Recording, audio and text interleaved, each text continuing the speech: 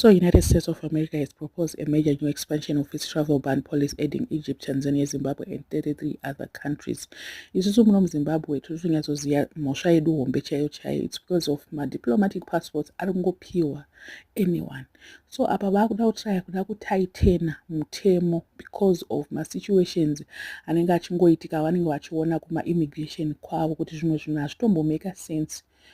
At some point, pane vasikana 11 vakawanikwa vaine madiplomatic passport vachienda America vakabvunzwa kuti ko muri kuda kuita nezvei kunoku, havana kana reason yacho, because ministers girlfriends machichi, they were all turned back because vakaona kuti hazvina kana musoro.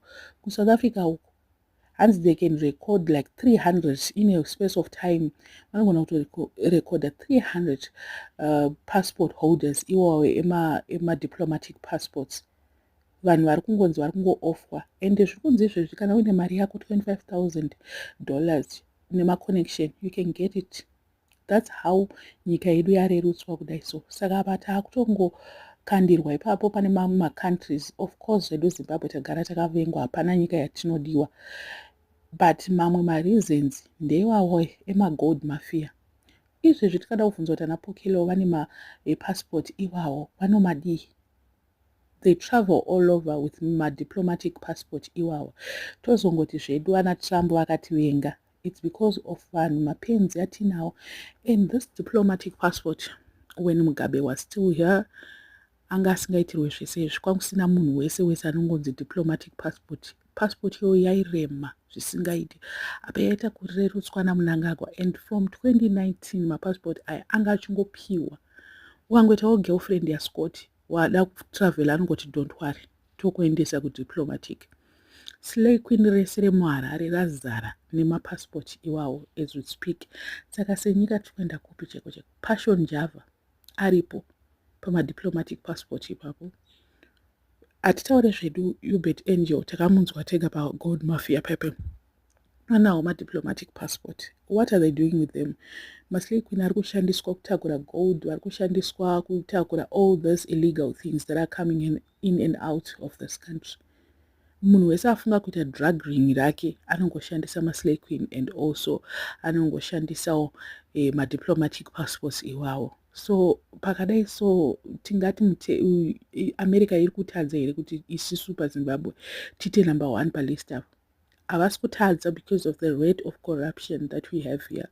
Ndo iri kukonzeresa kuti vazosvika pastate yavari iyoyo, because everyone else cannot hold a diplomatic passport. You have to have a reason yekuti why are you carrying this passport. It should be under certain circumstances that you get it. Like if you're someone anotumwa ne-government for very important things, yes, you're supposed to have that passport. But nowadays, everyone, Slay Queen was super Harare. Imagine 11 girls were turned down kwa America right now. Kana twaenda kunoitei, kana twaita nezvei, hapatombozikamu vakataiwa zvanyanya izvi. I just wish kuti vambomabhana mapassport aya, vambomaisa paside, vomboti Zimbabwe diplomatic passports are no longer working. KuSouth Africa chaiwo they were shocked kuti kwenyika yese zvainenge itori nema-diplomatic passport after varecorda 300 in a very space of a time, short period of time. Zvanzi nyika yese zvayatova nema-diplomatic passports, munhu wese atori nayo, ndiani asina kuZimbabwe. So nyika yedu hapana kwatiri kuenda, to be honest. A lot of people will be like ngataite nema-rules akatina kana basa nazvo, but we are actually at a disadvantage ndisu. Tikanzi ma-rules ataitenwa kwaAmerica uko vakuexpanda zvanga zvagara zviripo, we are at a loss because we need them, they don't need us. Isusu tinotovada as much as toshandisa mari yavo muno ndo yatoshandisa. Saka ivo vakatotaura vataura, and isusu ndisi tichasafa because of zvimusoro bhangu zviri mumatiri zvatiri kuti zviri kuleadha izvi. Ana Scott vese ivava vane madiplomatic passport, munhu wese negirlfriend yake anawo. Isusu ndisi tega tisina, ende ndisi tiri kukuvara under Mnangagwa's leadership. Mugabe utoti panapa akatisira nhambo, dambudziko chairo ndo raakatisira. I don't know what you guys think, but America is coming for us very hard, not very uyu. This time around, Sizonia, Senika, Shakaoma. Let me know in the comment section what are your thoughts.